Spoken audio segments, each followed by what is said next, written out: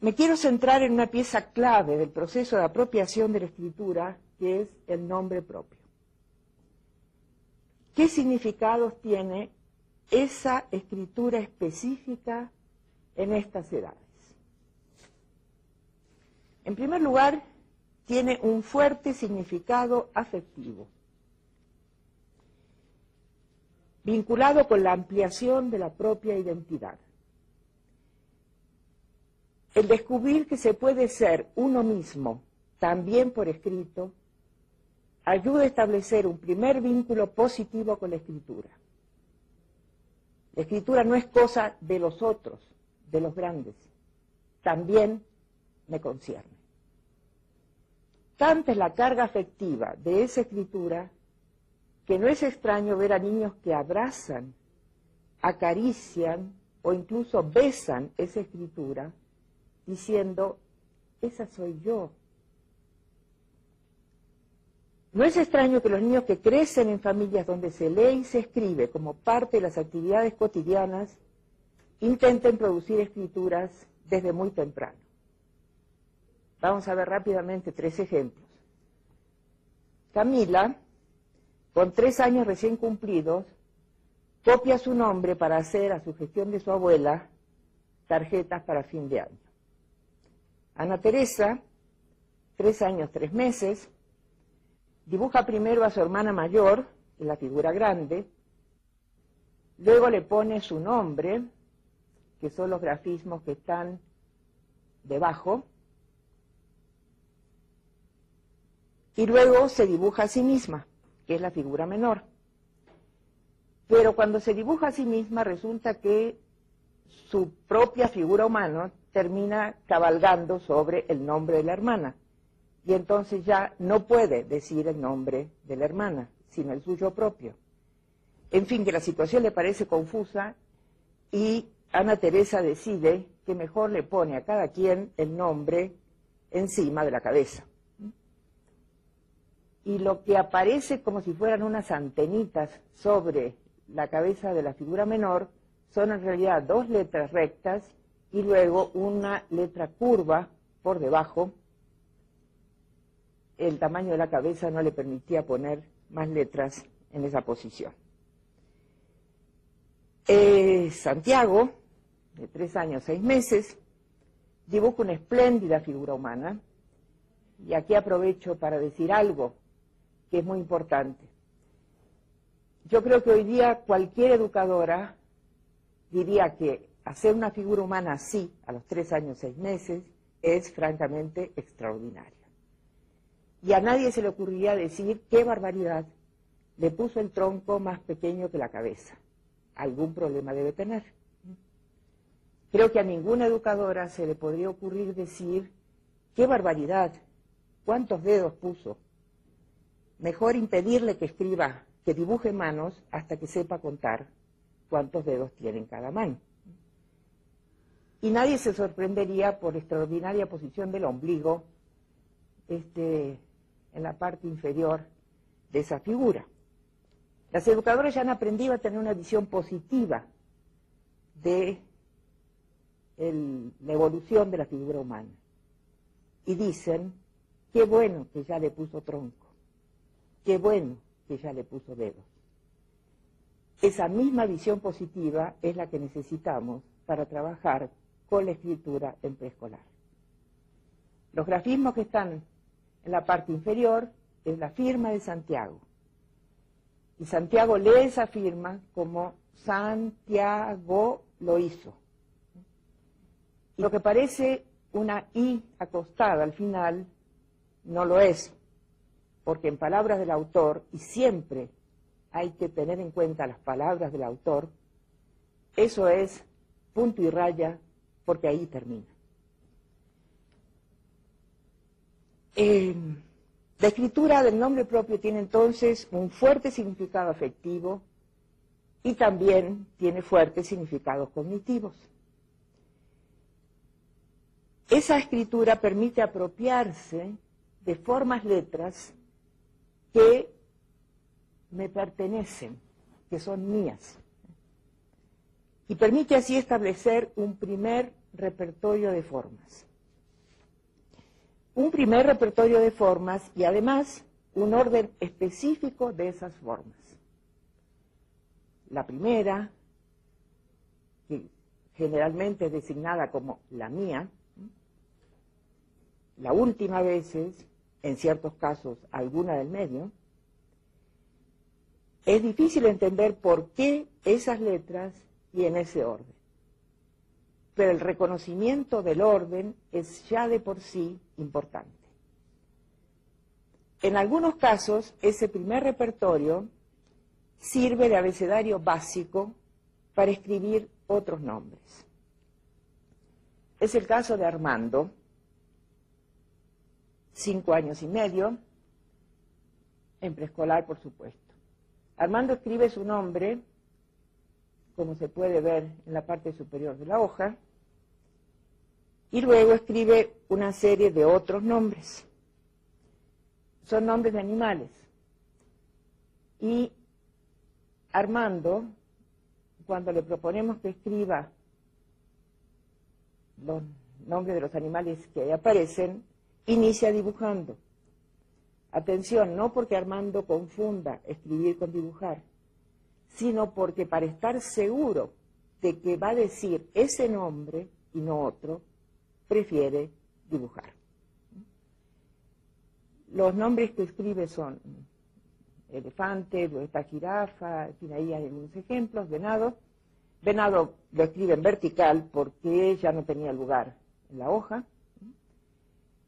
Y si vemos su producción, podemos ver claramente que las letras que está utilizando provienen del repertorio provisto por su propio nombre. Solamente utiliza lo que para nosotros es una A minúscula, lo que para nosotros es una A mayúscula, lo que para nosotros sería una M mayúscula y la O final de su nombre.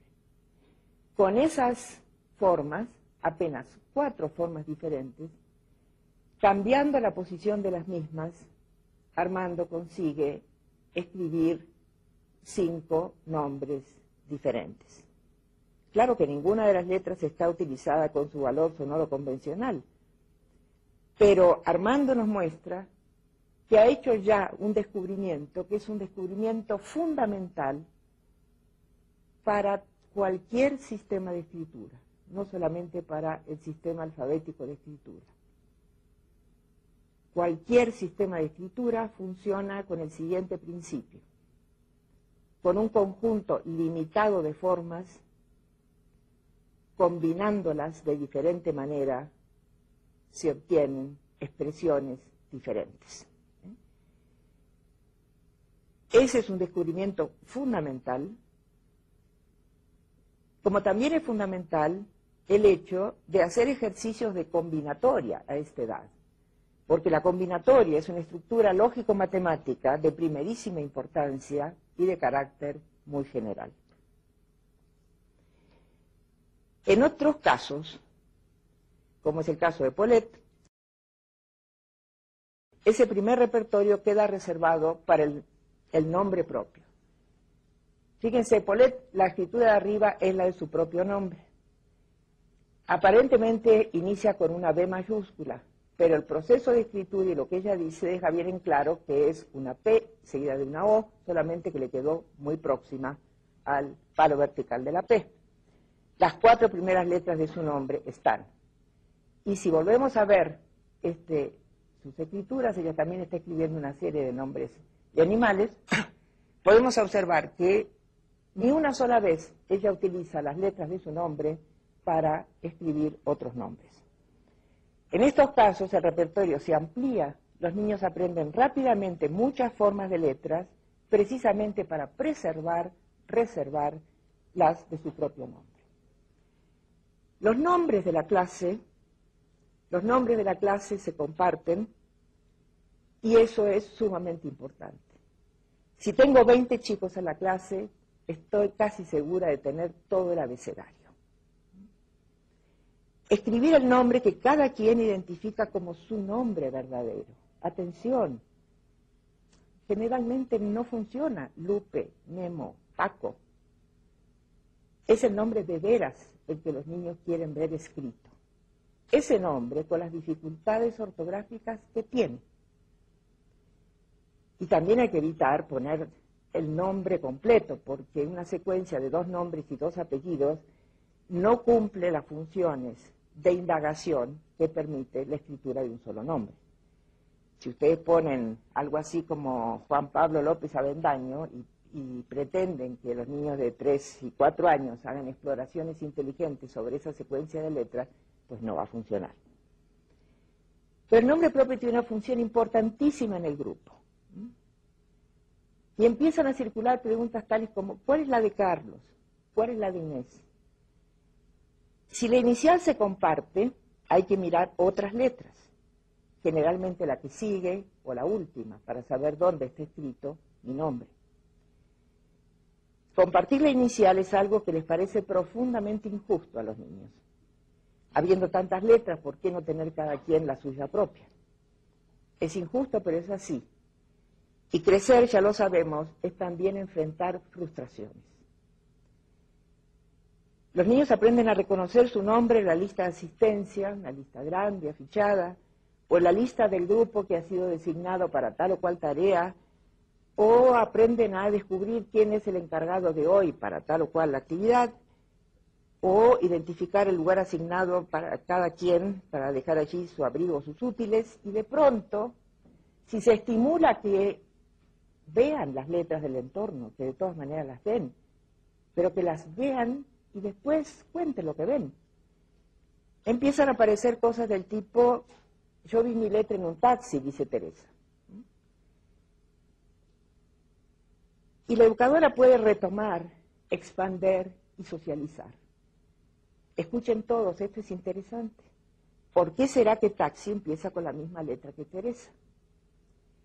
La educadora sabe que los niños no serán capaces de aislar esas consonantes, porque de hecho no hay manera de decirlas sin pronunciar al mismo tiempo una vocal, por más tenue que sea. Y muchos dirán que la T de Teresa no puede ser la misma que la TA de taxi. No siempre se resuelve el problema, más bien pocas veces se resuelve. Pero lo importante es que el problema le siga rondando en la cabeza como algo que va a haber que entender.